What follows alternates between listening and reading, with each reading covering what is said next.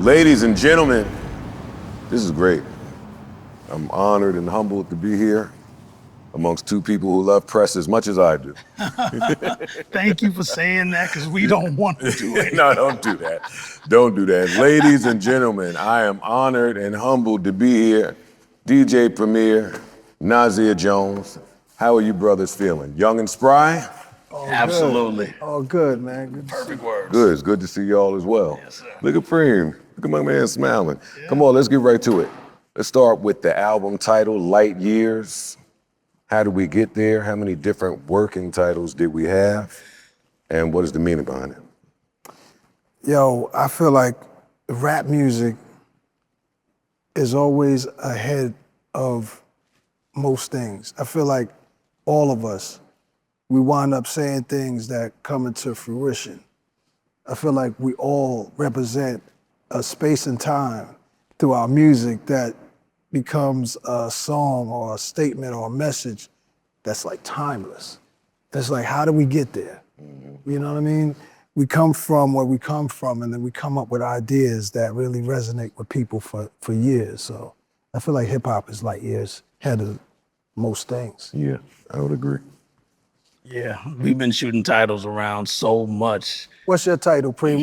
Which one you had? You got to tell them. Oh, what, fuck a title? Yeah. Actually, I got to shout out one of my art guys, DJ Concept, because he had a picture of Nas when he was doing some other work for me. And he was like, yo, man, I was just doodling around and I saw fuck a title. I said, what's that? Why'd you write that? He said, I just wrote it. I was like, that sounds like the title. And I called Nas right away, like, yo, how about fuck a title? But we also know, and it made me think about when he did the Nigga album, how much pressure they were just annoying him to say, can you change it? And then, today's times, things are different. So it's like, it's dope, but in another sense, it can also bother the masses when it comes to how to promote it and put it out there. And then we had a Hip Hop is Alive, because he had Hip Hop is Dead, which I thought was dope because it could be the reverse of him standing over the grave with the rose. But then we saw KRS and Marley Marl did Hip Hop Lives. And we like, damn. Got it. And then now we were frozen. And then he presented Light Years, and I said, I ain't mad at it. Let's set that aside and see if anything else pops. But as we got finally to the finish line, it's Light Years. What are some of the differences in working with Nas today versus on that first album, Illmatic, and vice versa? The difference to me is really, finally, it's a whole album where, his first 5 albums I was a part of, and our relationship clicked on day one because I met him through Large Professor. So before I even heard The Barbecue, I was already, just getting acquainted with him, Akinelli, Fatal, and going to Power Play Studios and, more small talk, but he was still trying to get a deal. So by the time we got to the Illmatic stage, and on top of that, to be able to take Large, Pete, myself and Q-Tip, and shout to LES as well, to do a debut album, it was like the relationship is either gonna work or it doesn't, but it was always fun with him. It's just now he understands the process of the Illmatic time. He had 20 people in the booth. And I'm like, can you be quiet? Because we're cutting vocals, and they're all like, yo, Thun, pass that. Mm-hmm. Yo, Thun, let me get that Henny. And I'm like, yo, you gotta be quiet, But at the same time, they were so happy to be in the moment of, yo, his debut album's getting made. Now, fast forward, it was written, and Nostradamus, and I Am, and even Stillmatic, the formula with me and Nas has always just been regular, where we click. But now to do a whole album, it's so much more of it's not a pressure, because I like the pressure anyway, but now it's just me and him. Mm-hmm. It is a pressure that's different from all the other ones, because when you're just doing a song or 2 or 3, you kind of know where you fit in. Now you gotta actually please all the expectations of everybody that's, and we're in the social media era. So now you got people going, man, they took too long. It's been 20 years they were supposed to do it. Okay. Y'all ain't about to see what's on social media, no way. Yeah, but I guess we're both in the world of, with social media being out there, we're actually engaging and looking at comments and what people post like kids are. And without being kids, you know what I'm saying? And then we're all parents now and having kids of our own. So even with that, we come from the early stages when they didn't exist to now also, I got a 14-year-old who even has records he likes, and I'm teaching him my era versus his era. So it's just ill that the approach is a new approach, but still a familiar approach because we're not new to what we do when we go in the lab together. Nas, I've been dying to ask you, where do you even find the time to rap this much? Like y'all two brothers, the love that y'all have for it, where do you find the time to rap this much? How do you still love it so? And what's changed about each of you but has remained the same? Like a 6-album stretch and to come right back. Yeah, yo. And touring like a crazy. And touring. And touring. With the 6 albums, I didn't know I was gonna wind up doing them. And we just started, me and Hit got into a zone and we just did that. So I felt like I could use a break. But once we launched the 7th series, Legend has a series with Slick Rick and the rest of the most incredible MCs, I was just like, okay, let's get back to it. And being on the Clips album, that was fun. And I was like, okay, there's still things to do. So, it was an honor to rock with Rick. To be on a Rick album, Slick Rick was just like, I just felt like a kid again, He's one of my favorites. So then Raekwon, that's my guy. So getting on his album was like a must. And Ghost wanted to collab, and that was an honor to me because he's like my favorite in the world, you know what I mean? And like, I think what he does is phenomenal. And his passion for it is like unmatched, Yeah, Ghost a real dude. So, to have the opportunity to collaborate with all of them. And then Mobb Deep, of course, from the crib, they from the soil, same as me. So that was like, Havoc asked me to get on more than one record. I was blown away. The way Havoc produces and the way he raps and the way he seals the deal on the songs, it was like almost intimidating, So I was like, I gotta show up on these records or it doesn't make no sense. Yeah. So I'm like, all right, cool. Got on the Mobb Deep album, which was a super honor. Rest in peace to Prodigy. And you went crazy. Oh man, salute, brother. Yes. And Prodigy went crazy. He was going crazy. And I mean, the whole project, just the impact it brought back, like it was 1995 again, but even better. I mean, minus not having P here. The Big L project was also a little intimidating because wishing he was here is one thing, but he left some incredible work. So I'm like, I gotta show up, or what's the sense of doing the song if you don't do your part? So it pushed me. And I was a big fan of De La Soul forever. So getting on that record was just like, I still can't believe I made it to a De La album, and such a great album at that. Rest in peace to Dave. So knowing what me and Preem is up to, I'm like, working with Preem back in the days was like, he still was doing Gangstar albums when Guru was alive, Salute to Guru.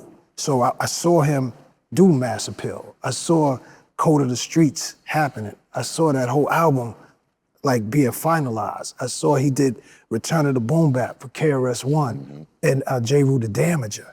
So I'm like, how does he have time to do all these incredible projects? He's already who he is, and then still have time for me, who I'm a new guy, And J. Rue was new too, but he had a verse on one of the Gangstar albums that put him out there a little bit. So he was out there too. So, just watching them do that, and when Come Clean dropped, I'm like, damn, we gotta bring it. So Preem would come and get me from the hood. Preem would pull up on the block, right there on the corner where we was all at. And I jump in the car and we go to the studio. So he's always been that kind of dude. So to see him go from there to today and survive the times, his love for the game is just something that is inspiring. So to get with him now, we're grown up, we're more mature. You know what I'm saying? We changed a lot of ways, but we still love it. Is it difficult to go from locking in with one producer for so long to locking in with a whole nother producer? And what is that like versus the albums with all of the producers? Because you've worked with everybody. So what are some of the pros and cons with both? It's dope when you got multiple producers because everybody's bringing something different to the table. Everybody's got something that's gonna push you into a different direction song-wise.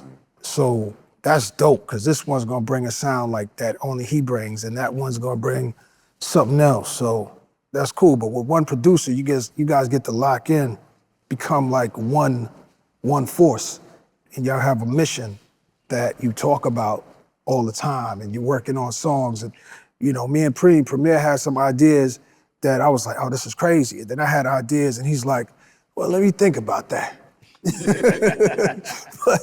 but we met in the middle on some of it, and we got it going. So I think with one producer, man, you feel like you want to feel like it's like the Quincy Jones. You got Quincy Jones with you, or you got like what's some dudes in Philly?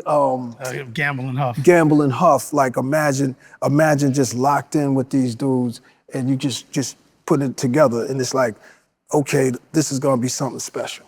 Actually, on the album, you say, I started the trend of putting all y'all big producers on one album. Are there any other trends that you feel you may or may not be responsible for that go unnoticed?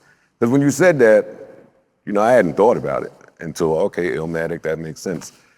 Are there any other trends that you think about that you don't get the credit for that you deserve? It's all right, pop your shit. Because you popping it on the album. We're gonna get to that, too. It's a few. The other day, somebody was like, yo, you got the orchestra rap thing going crazy. And I said, I don't think I put that on the album. I don't think I said that one on the album.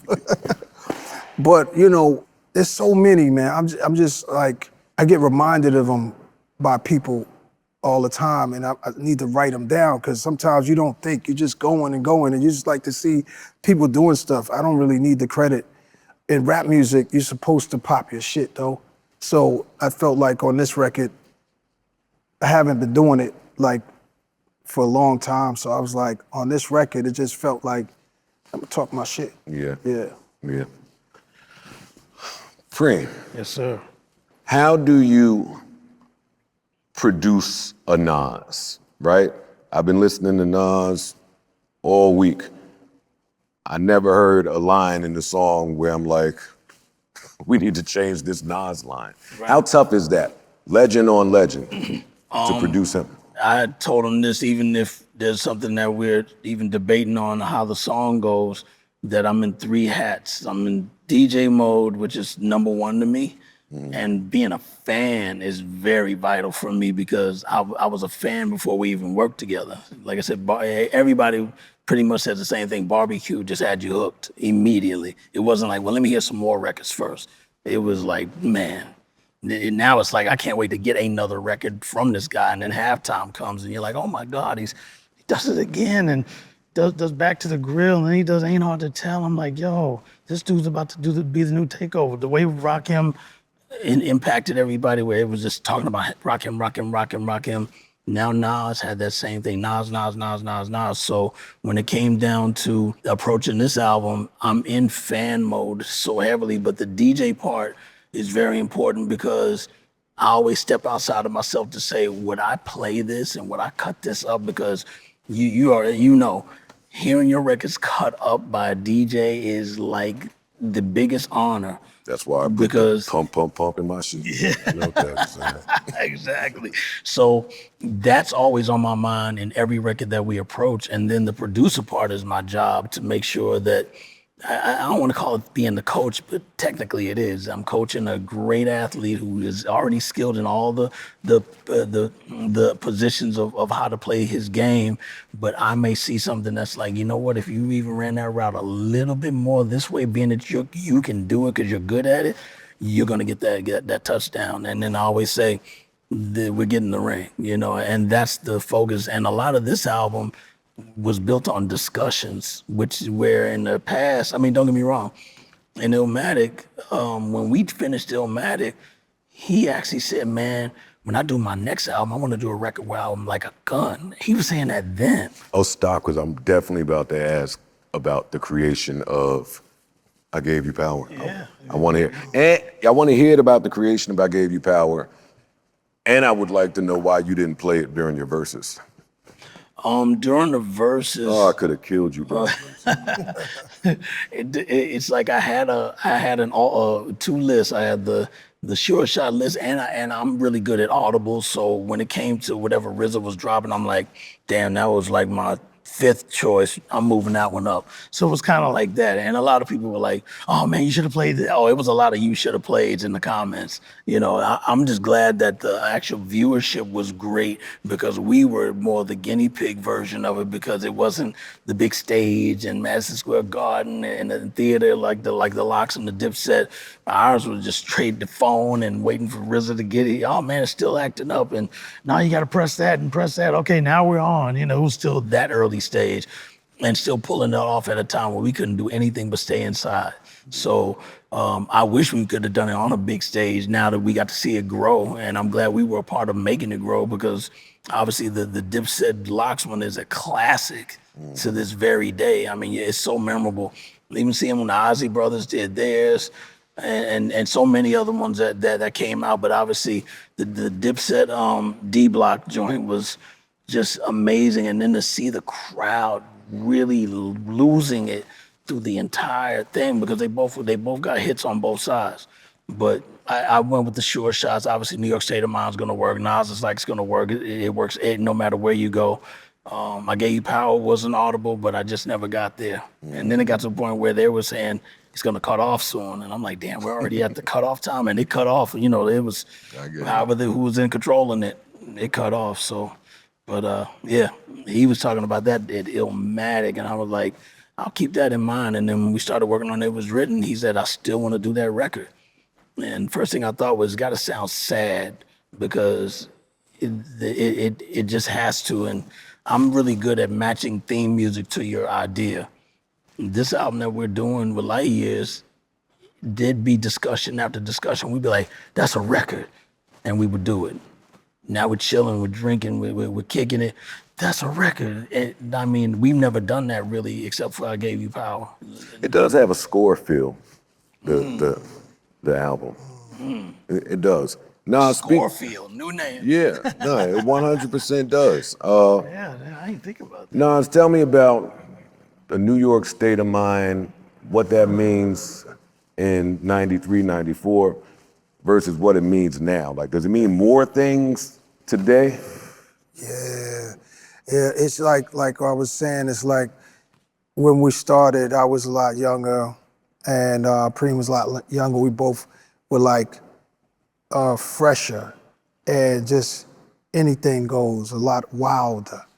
Today, New York for me is a lot more, it's been serious, but it's like now I can do things that like I was dreaming about doing back then. I'm like, there's nothing we can't do. You know, like New York is like the mecca for anything you can imagine. Any industry you want to get into, anything you want to build, there's all kinds of connections here, all kinds of movement is happening here, and any direction you want to go to. So I go in lots of directions now that I didn't have time for or didn't care for back then. Back then it was just, you know, a car, a chain, and you know what I mean? You know, house, big ass, this and that. And you know, now it's like, all right, let's get it going now, the real stuff. So I look at it through a different lens because, you know, we mean more. We stood the test of time, represented for the city for a long, long time. So, you know, now, you know, we paid it forward. So now we're here. But at the same time, it's the same edginess. It's the same, I'm sort of like a people watcher. So like I always was. The thing about New York, you walk down the street, you see different fashion, you see different people doing different things, and you can, take a piece of that, take a piece of that. I'm gonna put this on with this and that, and create a whole new thing that the whole world is jacking. So it's like, you know, being here is like, it's still the danger, it's still the inspiration. So all of that's in the song. The stuff that I grew up on is still in me, but I see it through a different perspective now. I like when you said on the potholes still mess up our whips. Yeah, Like, yeah. That's a That's the true. crazy shit. That's a true thing. Tax like, dollars up, streets still fucked up. Still everybody has bent a rim. How do you decide, like, is there a fear with tripling down on such a classic, right? Like, how do you decide which records of yours to revisit, which ones to leave alone? Well, with New York State of Mind, that's one of my most favorite records. And that's the one that when me and Premier first started working. So that one, yeah, I was a little nervous of touching that. Even Preem was like, you sure? You sure you want to do this? Do we need another one? But he said that when we were about to do New York State of Mind 2. Yep. And he was happy with that result. So I'm like, we gotta end it off, you know, it's only right. So, yeah. Whose decision was it to go to get the Billy Joel sample? That was mine. Yeah, 'cause I'm a Billy Joel fan, so And you did his documentary too. yeah. I'm in the documentary documentary. dope. I'm in it. We didn't put it out, but I was definitely I'm definitely in the documentary.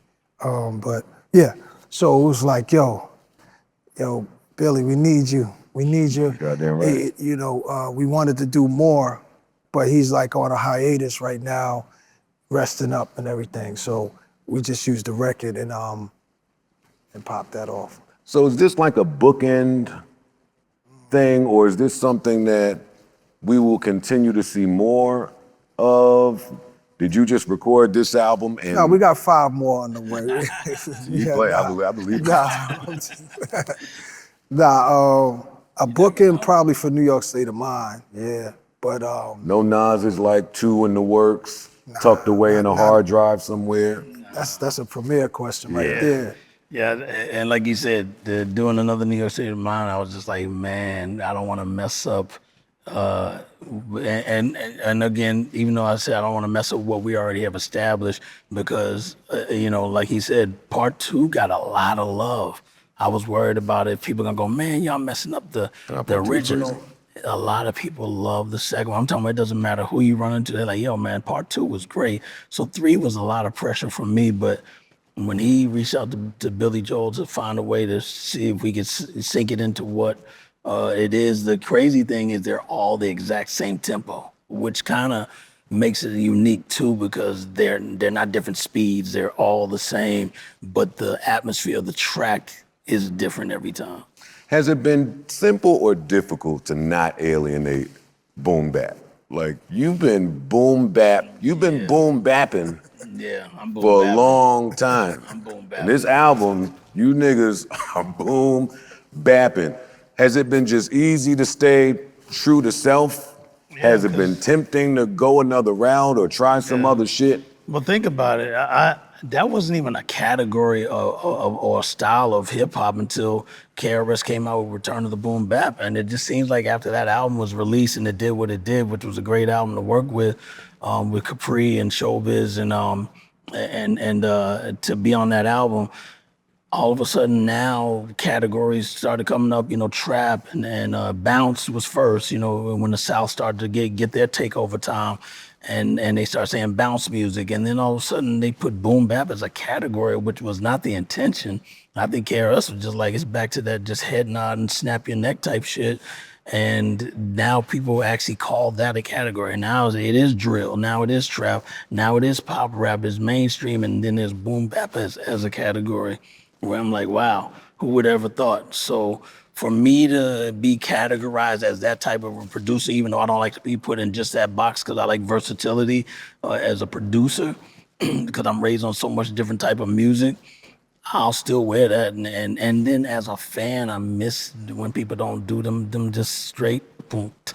You know, it's gotta, it's something about that type of bounce. I just love that. I love what you just said because he said boom bap is his own chapter in rap music, right? So I don't consider myself a boom bap artist, but I'm honored to wear that when I have to, because I'm from that era too. So I feel like KRS owned that when he did that. But there is a sound. That is a sound. I feel like we did that. We did that. No, y'all did that. Y'all definitely did that. That's crazy. Right? Like you spoke That's about crazy. paying it forward. When I listened to the project, I got how Nas always pays it backwards. Like you always make it a point to, even in this interview, Slick Rick, Big Daddy Kane, KRS. On the album, there's a song called Writers, Yes. where you're kind of just saluting almost the forgotten element of Graph. Yeah. Why was it important to do that song? How tough was it to name every name that needed to be mentioned in that song? Speak to me about it. Oh man, Premier one day, we're in the studio and he told me about the concept and kind of looked at me like, yo, would you be interested in doing this? And he didn't even get it out yet. I'm like, hell yeah. Because it's one of the main elements of the art form. It's a part of it, along with breakdancing and DJing and everything else. I remember graffiti as a kid, you see it and then you see sometimes spray paint cans on the ground and you pick them up, you get happy if you had, if there's a little bit of paint left and then you could start spraying and then you start getting up on the stores and like, I wasn't no graffiti artist, but I definitely was an artist at home just trying to draw stuff. So I felt like, it was just a part of hip hop. It was always there. So to be able to touch on it and Premier connects his contacts with the brothers from the world. Shout to DJ JS1.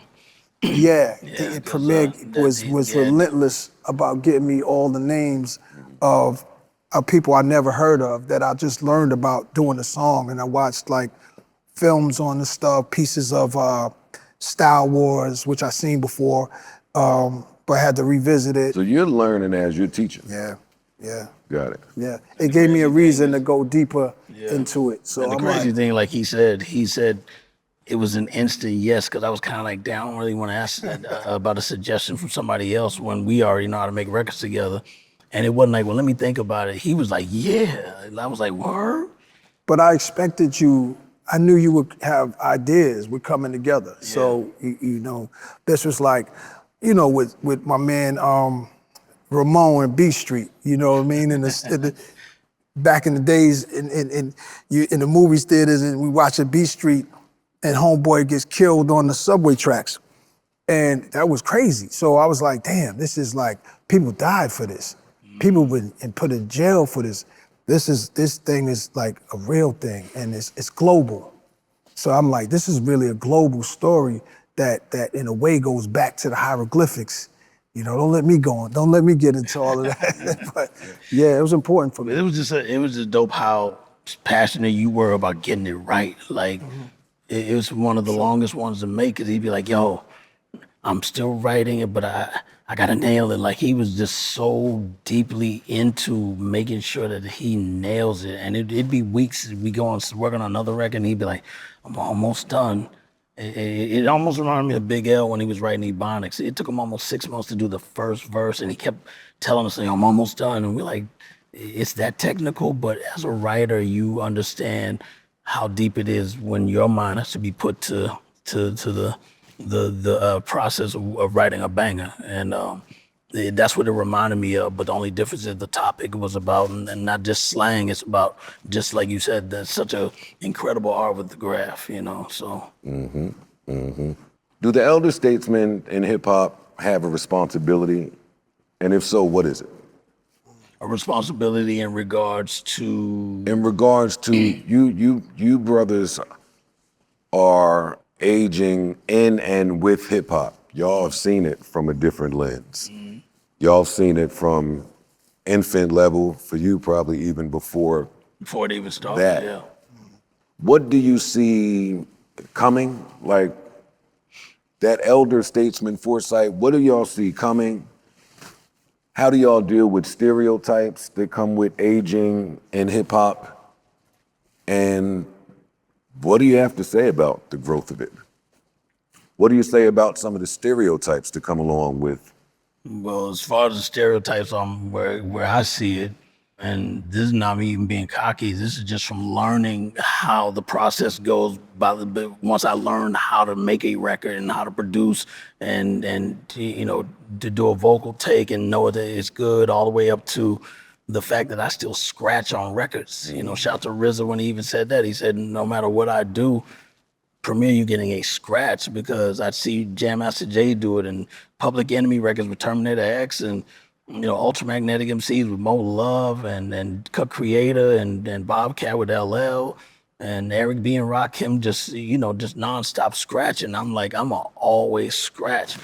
So no matter what we do, we're already one up. If you have scratches on your record, that is an element that just should never go away, because that's my verse. You know what I'm saying? So instead of my rhyme, my scratches is a verse. So I will stay true to that, just because, if you're a rock and roll artist, which in hip hop, we're the hip hop rock and roll, you put the guitar player got to do a solo, and there's my scratch. And that's one of just other parts of it, but that's so important as the scratching part for me. Got it. Nas, they ever look at you and say, why do you still walk like that, talk like that, dress like that, move like that? Why are you still at this party? Why are you still at this club? Why are you still with this girl? Old nigga shit. Yo, that's crazy. I'm sure all of that's being said. I never. I'm too busy trying to find the next thing to really. It's not an important enough conversation. I think they may have been asking these questions in the early '80s about some of the guys that were peaking at that time, and those guys didn't really last from like '79 to '88, like in a strong way. And I think it had to develop and turn into the 1986 to 96. And then the guys from 96 to 2000, I think it was just passing the baton. And I think some time had to go by that we would still be around from, we're blessed to still just be here. So I just celebrate every day waking up. So we're blessed to be here, to have taped the stuff off the radio back then on the cassettes. And I'm out there at the audience and at the shows, I'm like, yo, how many people had a cassette tape before with rap music? And the whole crowd goes crazy. So it's an important part of our lives that is still, it means a lot to so many people. And they never seen somebody that's probably been in the rap business as long as I have, doing this, you know what I'm saying? Like, Premier, of course, but like, they're not used to it. In any genre. Frank Sinatra sang till he was way old. Quincy Jones did Thriller at 50. Mick Jagger and them still rocking and rolling. Paul McCartney just toured.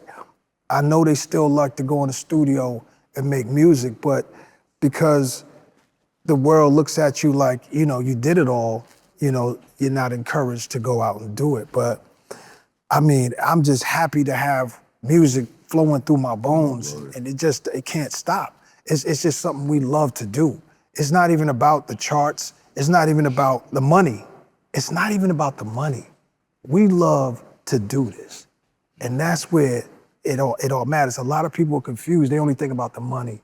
They only think about the status in Hollywood, how you look. They're too caught up in the Hollywood version of hip hop, which is lights, cameras, and action, and red carpets. Their version, yeah, their version. That's what they think is what it is. This is not about bread. Yeah.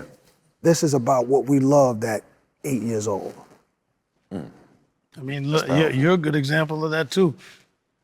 Playing you stuff, you still know how to analyze a lyric. You're not like sitting there going, I don't know what he means. And like, even though we may not say lit as much as the kids, we might say it every now and then, oh yeah, it's litty.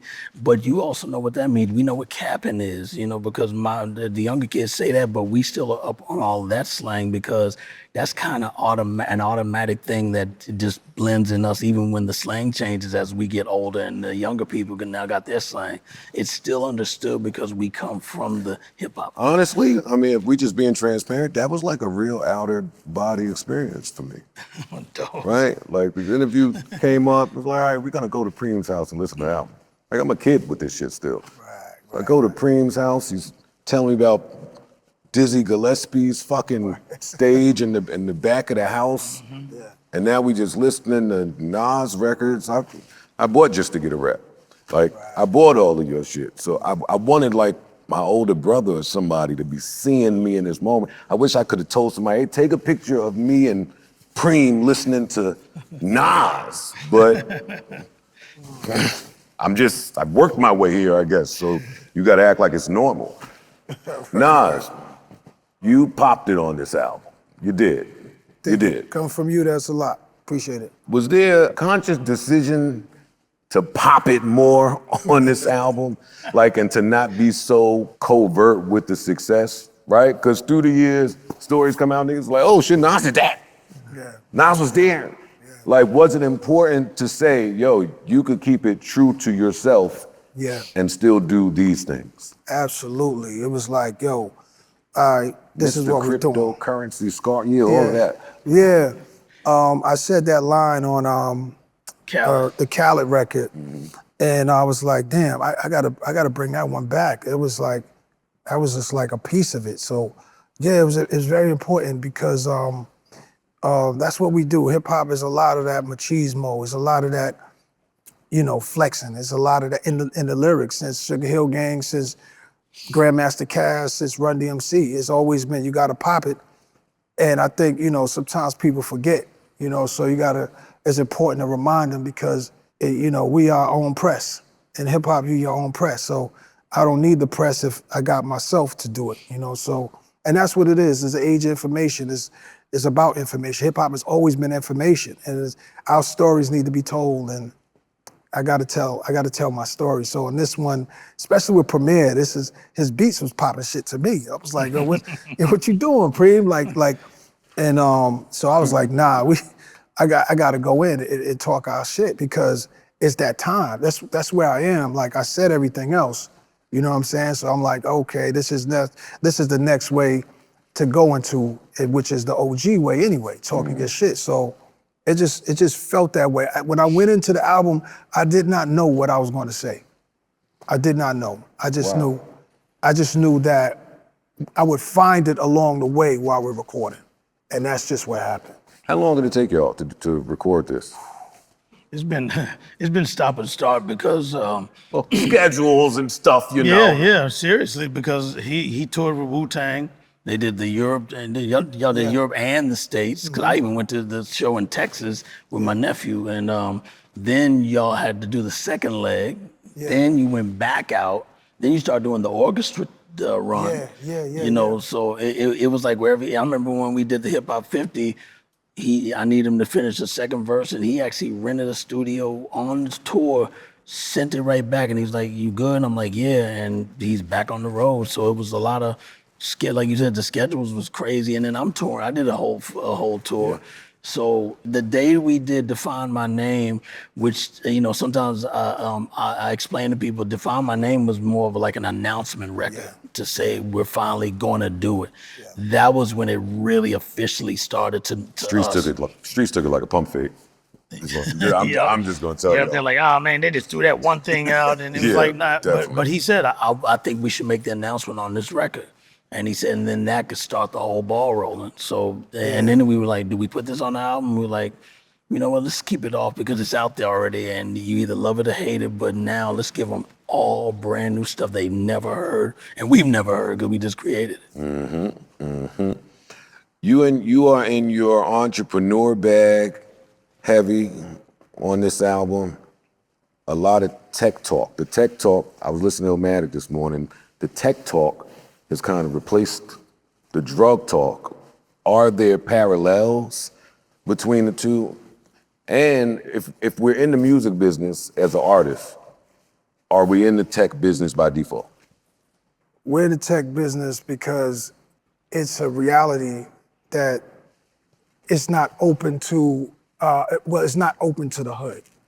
So it's important if the world's moving in a certain direction, technology's moving in a certain direction, that needs to be a real thing in the hood. It shouldn't just be looked at as something that's out of reach. Like so many things have been looked at like they were out of reach for us. we have to make sure we're involved. And I got involved with a lot of things real early. So I needed that to be the thing. I would meet people on the street and they'd be like, yo, Nas, you inspired me to start this multi-million-dollar fund. You inspired me to do this and this, and now I have millions of dollars because of you, not your music, your moves. Yeah. So that's been the latest things that I've been hearing from people. Yeah, they told me I love what you did with Hit Boy, love that. But the most they really are really saying to me is like what I'm doing outside of the stage, outside of music. So I'm like, okay, let's embrace that a little bit more. Not so much of the crimes, not so much of the past, you know what I mean? So we have to deal with today. Yeah. Yeah, so I feel like we need to be learning more about where that's going, because AI is everywhere, and I was able to bust a move with some AI stuff, and some of it turned out okay, and some of it is still developing because I want to be aware, I want to be involved, I want to pay attention where this is going. I'm not with the AI artist stuff or nothing like that. I'm not feeling that. You know what I'm saying? But just as a technology, I see it's out of here. So these are things that the hood needs to be learning about how to get into. So let's make that as hot as a brick. Yeah. You know what I mean? So it's like turning that around and the Get Ready song, Mr. Cryptocurrency Scarface, is like, that's what that's all about. I love how y'all started the project. Oh, man. Get Ready starts, right? We're not changing that. Well, we fighting about it. Oh, we fighting over sequencing still? Yeah, it was still sequence, but this is the funny thing.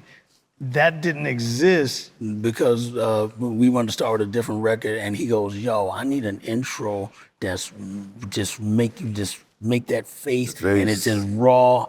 And he said it's almost like here we go. Like I remember he mentioned Run DMC, like here we go, like get ready, it's starting. And I was like, get ready. And it just locked in. So I shaped it to his idea.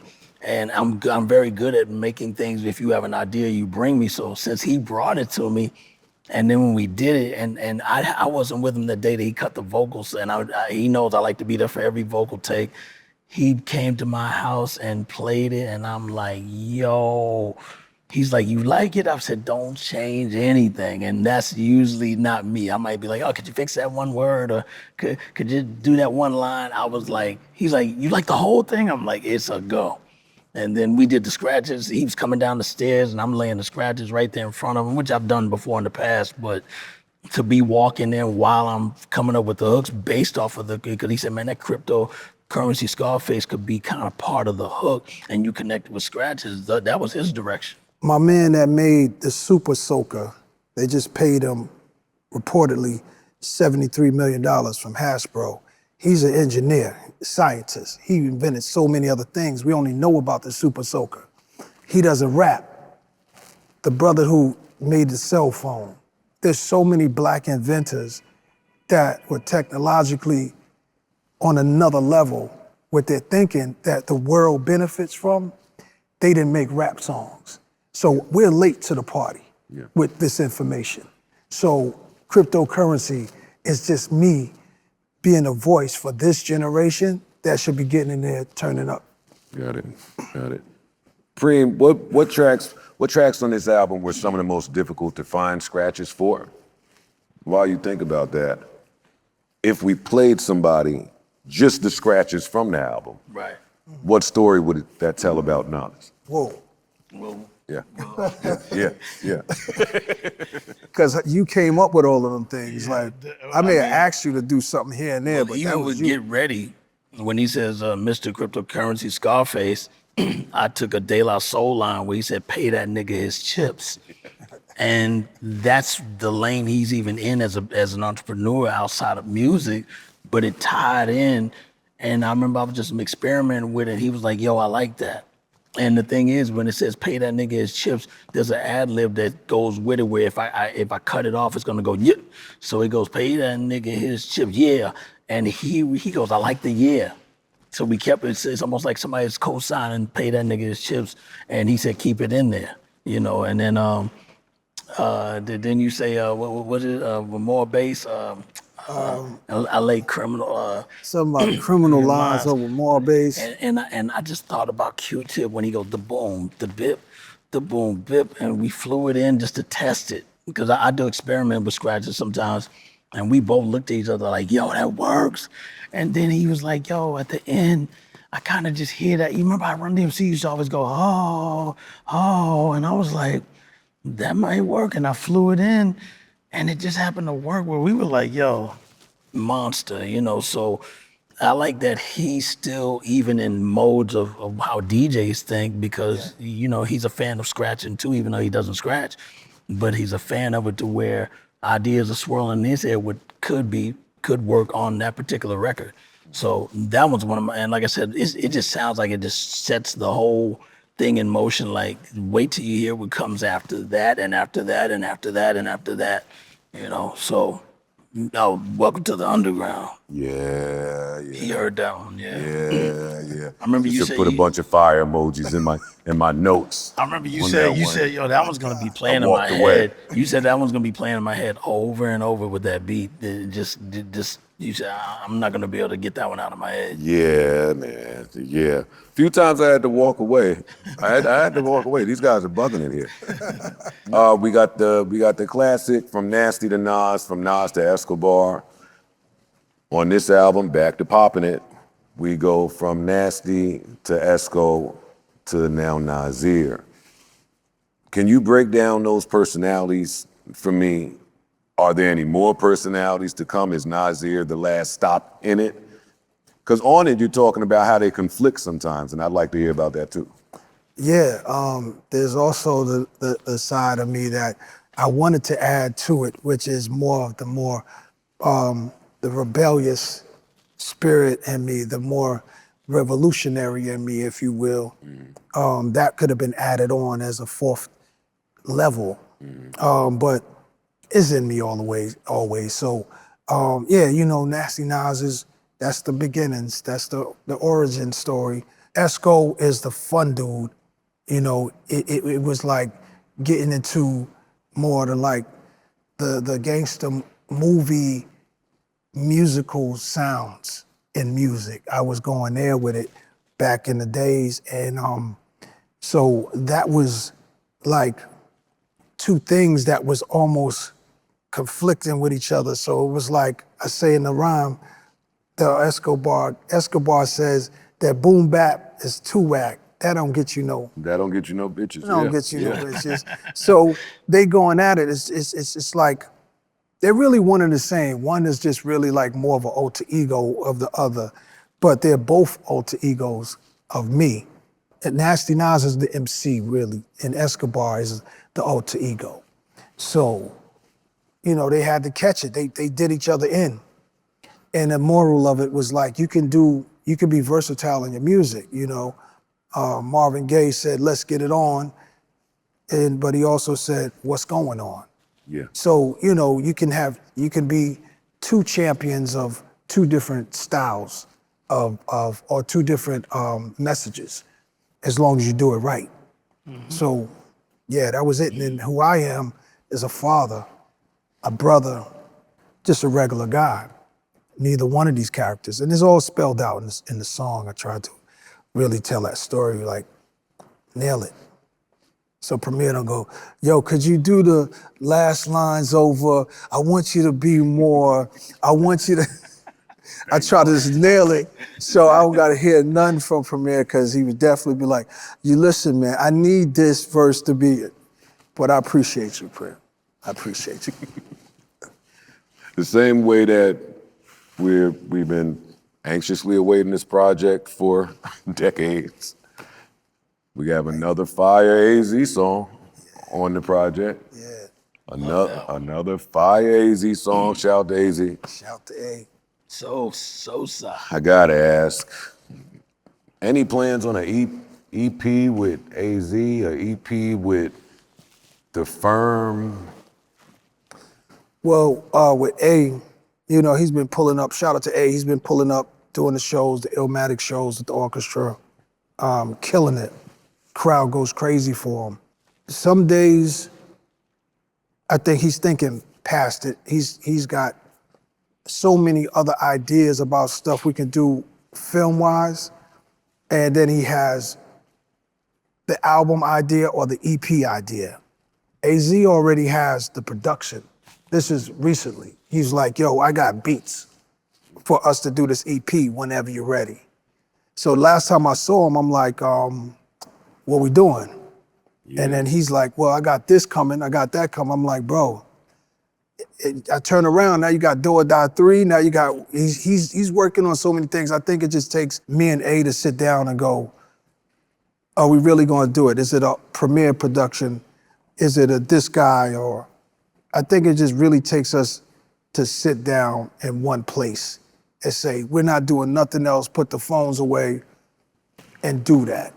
We both say we with it, but I'm hopeful that something like that could come together in the near future, because we're both like, let's do it. But then, I don't know, we feel like we got time, but I don't know. What is your favorite you and AZ collaboration that's not Life's a Bitch? We had this thing called Very Serious, but it didn't come out because of a sample. Yo, that was my joint. How You Living on Your Block. This joint, The Essence. I went in the studio with him one day, and I don't feel like he knew which record he wanted to do that day, so I just went to the mic booth and started freestyling like, yo, your turn, say a line. I'll just get things going like that. So, your turn, say a line. We just go back and forth, and that one was one of my favorite ones too. So, damn, phone tap.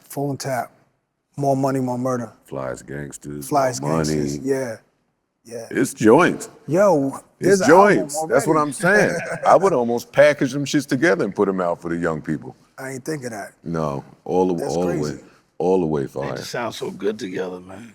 I'm not much of the chitter chatter you see out there. Like, do you see when they said like when Nas go in with AZ, it's be ready for a long day? I don't know. Like, what MCs give you a long day? Oh, I think all of them.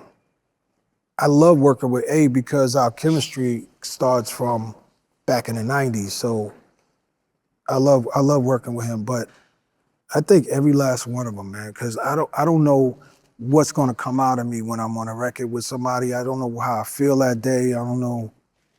I just want the record to be good. Every record I do is not a battle. I remember I had sent the song Daughters to Eminem, and at the time he had spent so much time speaking on Daughters, he kind of left. He was like, thank you, but I told my daughter I'm not gonna do any more. Hope it's cool. He's cool with me saying this. I'm not doing any more songs directly about daughters at the moment because that's a sensitive issue with all the music I put out. But he was like, I think the message was like, thank you, because most people want to do songs where they're battling me on a record. It was refreshing to get a record where you're not coming for me. So I don't think every record I do with people is like I'm battling them. You definitely want to go off and make sure you represent properly, represent yourself, because that helps the record become bigger. So I think every one of the 7, to Slick Rick, he's doing the James Bond thing. Raekwon, his flow is crazy. Ghostface says something about making snowmans in the ground and cocaine. Yeah. Like how do you come after that, So Big L. Lauren. Recently, on a Nobody record, it was like, go ahead, she took the record. It just became hers. So I think most of the time it's just hard to just show up. I try. Well, you do a good job. You do a good job of it. You bring up daughters. Yes. And now we have sons. Yes. And now we have sons. Yes. Speak to me about why it was important to give the other side of that. I was really happy you did, and you smoked it. Thank you, brother. I think with it was just cool because when I did Daughters, in the chorus, I'm saying, not saying that our sons are less important. And later on, I was like, why did I say that? It's because I have a son. So it's like they're children in general. So I just gave the son a little love on that song.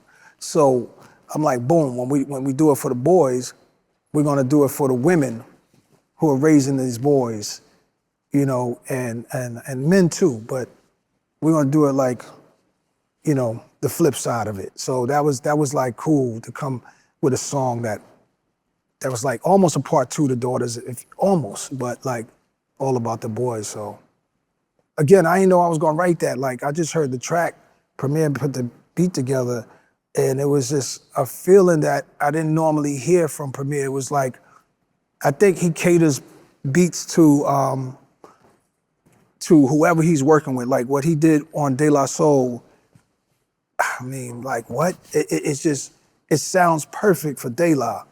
What he does for whoever he's working with, Premier's, and I know you're right here, I'm talking about you like you're not here.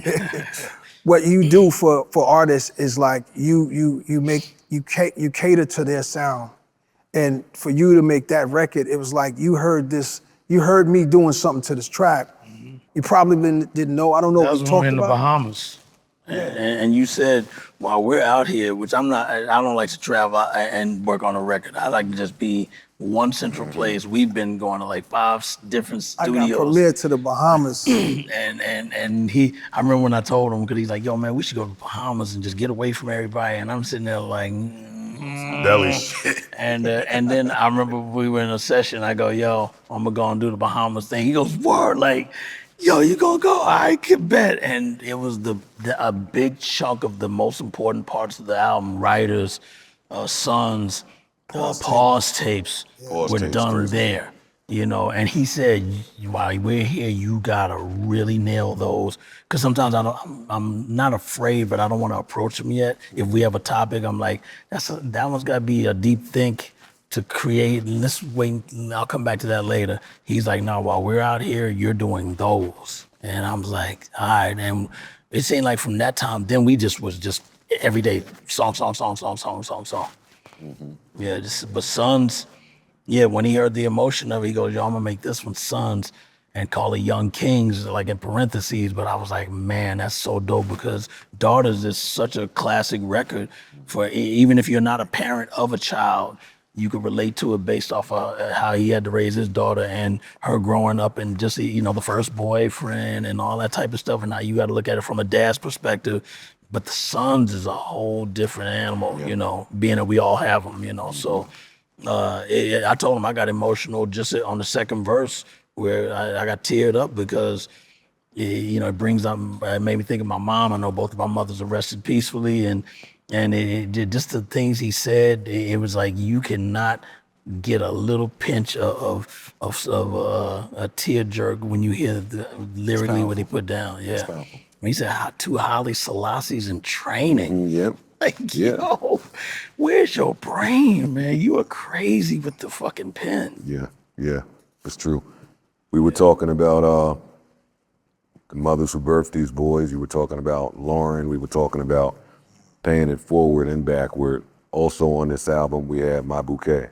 Yeah. Where, again, just a salute, a thank you, and a head nod to all female MCs before and current. Yes. A lot of names. Yes. You got through them. Tell me about the role that they played, why it was important to honor them today, and how they inspire you. I remember with Right On Magazine and Word Up Magazine, Yeah. and you know, we used to take the pictures out and put them on the wall, like MC Light and Latifah, they would ask them stuff like, how do you feel about being in a male-dominated art form and there not being many females? And I used to read that and go, word, damn, they holding it down. Not just those two, but there was more back then, but it was like not so many. And they were like, one day there's gonna be more. One day, and it just seemed like the industry might have been a little harder on women, hip hop music for sure. So to see today how many rappers you got, Sexy Red, Glorilla, Nicki, Cardi, all of these artists that are here now, it was just like what Shantae and them was breaking down barriers for this to be, and it's finally more like a more equal, diverse music art form. So it was like, damn, I never thought, because when those artists would say, yeah, in the future it's going to change, and this was like '88, I had doubts because how strong the other side of it was. So I'm like, to see it today, I was like, nah, we got to do a song. We got to celebrate this right now. There's never been this like this way. So salute to all the women, because I think they keep the energy alive, and they keep the scales balanced, and they keep hip hop glowing as a planet, like on another level. So super salute to all of them. Yep. If you had to guesstimate, how many stories were you in the process of and then stopped? Wow. You know what? So many that you hear songs come out and you go, I was gonna do a song like that. I should have did it. Through the years, it was so many songs I heard other people do, and I don't think it was meant for me. It was meant for that person to do. When you're writing, you come up with so many things, you go, oh, that might be a little corny, or they might not get this, or they might not, or I don't know how to do that record properly. So, too many to count. Too many. Do you ever get the urge to address some of the things that people criticized you about throughout your career, and in hindsight, they were wrong about, right? Like, I have some arguments about you where people just say shit. I think that you owe me works anywhere in the world, at any strip club, if there's women around. Yes. And it's yes. like, but I remember what they tried to say about it. You ever feel like just coming out and saying, yo, y'all was wrong about that. Y'all was wrong about the beat selection. I've worked with the best in the world. I am who I am. This is my catalog. Like, you just quiet and chill. It doesn't feel important when I'm in the booth, or maybe I'm saving it for the next project. So I think it explains itself.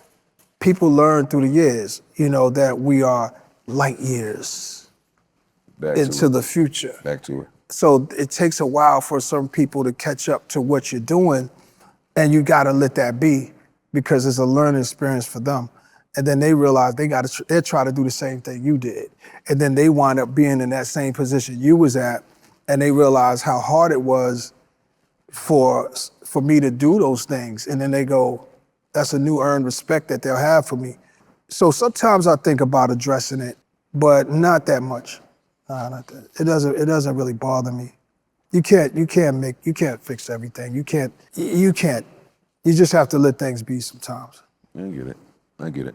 The ones like yourself, the ones who really, have really watched this whole game and been in it. And, you know how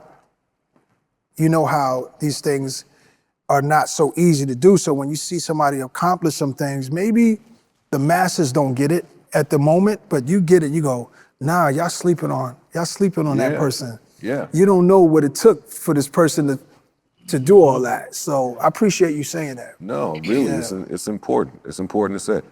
How do you guys plan to celebrate?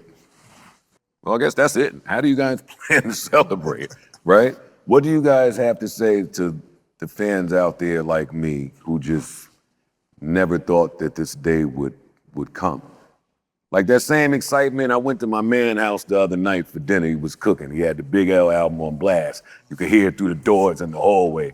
It brought back a certain grit and a feel. Now you're right back, you and Rand, shout out to Rand. Yeah, shout out to Ransom. Now we right back. Rossi. Yeah, with a project that we just never thought would happen. How do y'all celebrate the freedom of that, right? I think that's one of the best things about finally having an independent type of a situation with our careers, because we were all signed to major labels, Gangstar, J. Rue, Nas, and you name it, and you on Def Jam. So we had that type of a lockdown artist situation versus the freedom. I remember even talking to you, Joe, like and even experiencing when you used to start coming to my lab to get working with Slaughterhouse, and I used to be like, you actually got your computer on live, and you like, yo, I'm connected with my fans. And I was like, it reminded me of independent labels where you could just drop whenever you want. 30 people could drop an album and they could be multi-platinum, and it doesn't even make us worry because our lane is supported by our fans, you know, where they're like, the more you deliver, the more we're gonna keep supporting. And so to see you do that, even in the early stage, that's why I always gave you the #1 pod position of doing it early, because I didn't even think of that. You're like, yo, this is directly to my fans, nothing else. And then you were like, walk over to the computer and say, what's up? And I was like, what? He said, just walk over to my computer. I walk over to him like, yo, what's up, y'all? And all of a sudden, ding, ding, ding, oh shit, Premiere, ding, ding, ding, ding. You're like, that's what I do every day. I'm like, yeah, but you over here writing rhymes and over here not even looking at it. He said, yeah, but they know I'm in the room and they're just waiting for whatever else is gonna happen. Yeah, they just And you happy do to it see every us day. and be with us and hear what you're working on, hear what you scrapped, hear. They just like the process of it, to see where streaming is today. Actually, Nas, that's a great question. For as mysterious as you are, how do you feel about this latest trend of rappers podcasting, running their fucking mouth, chatting shit? It's about time, you know. It's about time that the rap dudes is in control. I think it's dope because for so many years we had people who didn't live it, didn't experience being an artist, didn't know the ups and downs that come with the game, speaking on it and not knowing what they was talking about. So now, you know, being here with yourself, who's as great at what you do musically, to be sitting here, you know music. You know what it's like to be an artist. You know what it's like to go on stage. You know what it's like to deal with the contracts and then the frustrations and then, you know, all the stuff that the people who don't do it don't know. So to see all my guys in that position get money. Getting money. Getting money. What's better than that? Yeah, yeah. And right, just like you said, y'all too, if I was coming up with a hip hop board, like I would vote you two brothers to be a part of it, just to be able to create an album off love alone and not really have expectations, right? Like, Nas ain't about to be on TikTok fucking bouncing around. It would be foolish to sit here and talk to you two brothers about the first week and the numbers of this, right? Like, it's just, we so far past that. Is that just what the freedom musically looks like? Well, what's that song? Video killed the radio star. Yeah, Buggles. And it's like radio killed the true artist. I mean, we love radio. We love videos. Come on, this is 21st century. But still, when it was free in the parks, a lot of people don't go that far back. They're very young to remember the park jams and where rappers was grabbing the mic. They were not superstars. They were locally known, and they had to keep rising up through the ranks to get themselves known borough-wise and city-wise, and then hopefully they would make it as a professional artist. Those days are gone. Now it's straight to you're kind of a star. So something is missing. So we're from that day. So we can still create. We can still create and do what we want. We've achieved so many things already. Premier, through Gangstar, through his work as a DJ, as a producer, and so many other things. Myself, being an artist, we've achieved so many things through the years that we got that freedom now to cut the bullshit out, cut the bad business out that existed for so long, and be able to do what we love without the distractions of you got to do this, you got to go do this to get here, and go, no, we're not doing none of that. We're doing it because we love it.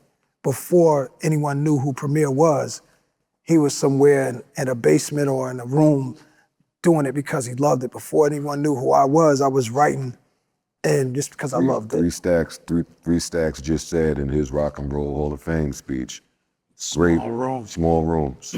Great things come from small rooms. Absolutely. That's a fact. Yeah. That's a fact. Yeah. And so that's that energy, what Three Stacks is talking about is a lot of us from that same generation and before that, our generation, we still feel that way. We still love what we're doing. Even though we got all these people who know who we are now and stuff, so grateful of that. But now they get to see us in that form of that guy in the room that had no fanfare, no nothing. Yeah. You know. You know what? And Paul's tapes is pretty much like the small room.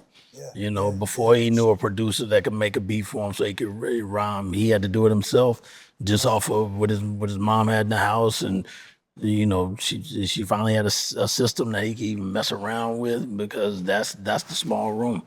It's not like you cut the money all the way out. You know, these guys you see all the pictures that they used to draw, the invitations to parties, it cost this much. Yeah. Everybody has to make a living. Not saying like we're not having that in consideration. This art form, it's going to be funded. It has to make some, you know, supply and demand. There's some records, there's people that want it, and here's the record, you know. But at the same time, it's coming from a more pure place. Yeah. Yep. And that's the celebration right there. Yeah. Because I don't know what I'm going to do to celebrate. I don't even know how to celebrate. You're like, how do you have fun? You just seem like you just on some meditate shit. Like, what? Is there a turn up now? Yes, sir. Yes, sir. Yes, sir. There would have to be a turn up now, right? I'll figure something out. But it might not be. It might be crazy. I might have it. I know Premier's gonna be on tour, so I won't have the chance to really. You'll be in Europe, so I'll just hit you on the FaceTime like, yo, you know what I mean? Here's a drink. Here's a toast. There you go. You know, I'll probably just be home, man. Y'all do plan to tour this thing at some point? Yeah. Am I speaking too soon? Nah, we got to. Got to. Premier, you look like you got something else planned already. Yeah. You know what I'm saying? Yeah. We've talked about, you know, once it's out there and people live with it, and that's the thing too. It's plenty of time to even do that. They, you know, back in the big label days, they're like, you got to tour while the album's out and do that. You can let an album now with our freedom of independence. You can even wait a year after and then say we're going on that tour, and it's still gonna do what it's supposed to do. People are not gonna be like, you took too long to tour. Nah, people are coming out. You know, they know what comes with it before they even see it. Preem, I got a question for you. You don't have to answer it if you don't. But you own your publishing? Oh yeah, it's administered, but you know, Crazy. it's Still, administered, but I feel like that needs to be spoken about. I feel like that needs to be highlighted. Can you speak to me about a deal or something that happened that you benefited from because you owned your shit? I know they hear us say you own your shit, own your shit, own your shit. But we work close together, so I'm privy to some of these stories where the wildest person that you wouldn't have thought of was a fan of this song of Preem. Like, can you speak to me about some of those? Just the fact that you know, like I said, right now it's still administered, but just the fact that owning my own label and being able to put out whatever I want, and then all of the licenses that come through my publishing. When it comes to how many things we license, it's so massive. But Hamilton is like one of the biggest ones that goes beyond paying the bills. You know what I'm saying? And it's a beautiful thing because, you know, shout to Lin-Manuel Miranda for bringing me into even checking Hamilton out when they were off Broadway, because he was such a fan of my music. And then when he said, yo, we might be getting picked up by Broadway, and then next thing you know, you're seeing him getting 11 awards back to back, and now Hamilton's, it's where even my sisters in Texas going, hey. This is 10 Crack Commandments. Mm-hmm. from one record to get that much of a you know of a recycle of payments that just come just from doing nothing. I could take 5 years off if I wanted to, and that's just one record. That's not even counting. New York State of Mind gets so many licenses. I mean, from movies to TV to commercials. That's why it's 3 of them motherfuckers. we know math around this motherfucker. But it's just so beautiful that, and then you never know when it's gonna happen. I mean, Crack Commandments was, God bless Big, was an idea that he wanted to do right before he closed out his album. And I always crack a joke about the scene in the Notorious movie at the end when, and Gravy did a great job playing him too, when he's listening to Sky's the Limit, he's sitting there laughing going, yo, I did it, I'm the greatest. Yeah. The real situation was Crack Commandments was the last record that we did, and it was me, C's, and Gutter, and Big in the room, lights low, and he's like, after this, Preem, the album's done. And, he was still in a wheelchair because he was, had the car accident with C's where he broke his hip. And he goes, yo, I did it. It's over. I'm the greatest. And I remember I told Cheo Coco about that in the Labyrinth book. And so even though they reversed it and put that song in that spot, every time I see the movie, which happened to be on cable the other day, I'm like, that's my part, because that was really Crack Commandments that ended the entire album. Crazy. Yeah, true That is story. ridiculous. Yep. There was talk a few months back about there being no rap song on the fucking Billboard top 40, 100, whatever they was. And it was all this talk, hip hop dead, hip hop dead. My opinion was I was pretty happy about it. Yeah. I was excited about it. Yes. It sounded to me like, yeah. word, right? Like more artists. That means hip hop is good. I mean, I think this has been an amazing year for hip hop, but like Nas spoke to earlier, it just seems like more artists are taking control of their brand and they're responsible for it. And they're running it through places it'll funnel back. And that may not necessarily appear on the Billboard 100. Were we ever supposed to really have presence there? Like, the whole It was scene an is extra fine. notch on our belt to get on the Billboard thing, and lots of success comes from being on the top of the charts, and we love that, of course. But in the beginning, I remember people didn't care about none of that stuff. When Nice and Smooth, when we bought the album, you got a fight if you say, look at Billboard. Somebody get that paper out of my face, man. I'm listening to this Nice and Smooth. Hold on, look at Billboard. Yo, get that out of here. So it's like the fact that it turned to what it turned to, it's just evolution, but that never mattered when it came to hip hop. yeah. Yeah. Yeah. Exactly. I always like what Guru, God bless him, I like what he always said. We suffer from popularity versus sales, because we could be popular like multi-platinum artists. Our sales may not even be gold, but the popularity is there, and everybody knew you. It's like even to this very day, I'm a big fan of Devo. Since junior high school, I went to see them in 1982 when I was a sophomore in high school, and the drummer, the original drummer passed away, and the new drummer that's been with them ever since posted the Rock Marcy album, and he put it in the story and sent it to me. So I reposted on my story. Next thing you know, and I was just telling my manager, I'm like, yo, Ian, can you try to get me Devo tickets, because I'll pay for them. I just want to get good seats because all the good ones are taken. The very next day, I get up at 6 a.m. and I'm looking, and the drummer's like, yo, man, I'm a big fan of yours. Let me know if you want to come to a Devo concert. And I went. And I've been wanting to meet the band, like to talk to them. And I got to meet Mark Mothersbaugh, who I'm a big fan of, because he does scoring for TV shows and everything and movies. And we had a good conversation. And he was also intrigued that I knew so much about him. Same thing with Prince, with D'Angelo. God bless D as well. D we used to just talk Prince all the time. And then he sets me up and says, come with me. I got to do a surprise Prince performance. And he says, I got to do a quick interview, go in the room. just meet me in there. I'll be right back. I just do a quick interview. And then I'll walk in there, Prince already in there waiting with me with Tretch from Naughty. And I'm just sitting there like, yo, and even when I saw Prince, I turned around like, is this supposed to be for me? But D had already told him how much I know his whole legacy already, is to where, and Prince likes that, you know, that you really know and you get it. Yeah. You know, the high heel boots and panties and all that, we don't care about all that. We even that we totally got it. We weren't like, man, you look strange. I ain't messing with you. His music definitely resonated from day one. And that's what I'm saying, to still be appreciated for what I've been doing from day one once I got on, and meeting all these artists I've always wanted to meet through what I do. That's another winning ticket that you can't buy.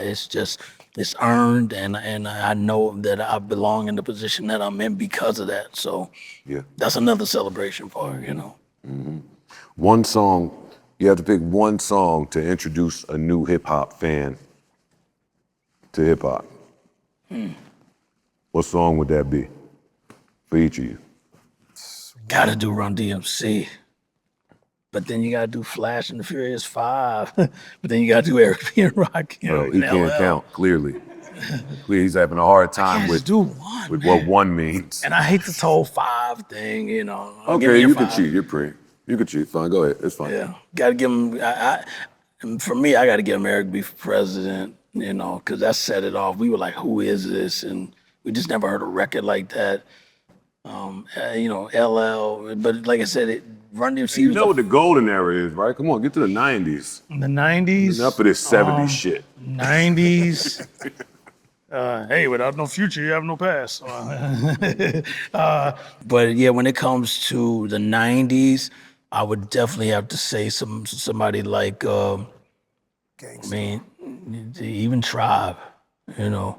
They had the beats, the records, just the whole package.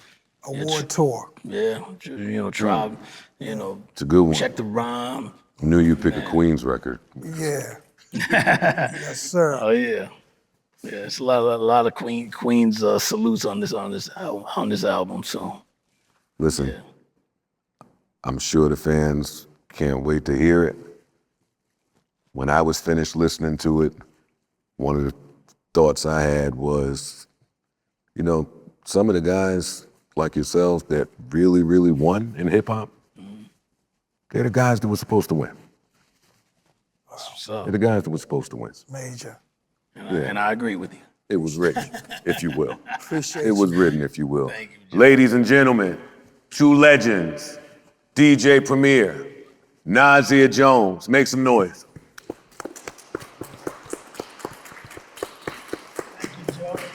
Congratulations to you, brothers, and thank you both, man. Appreciate you, bro. Yeah. I'm mad. My guy.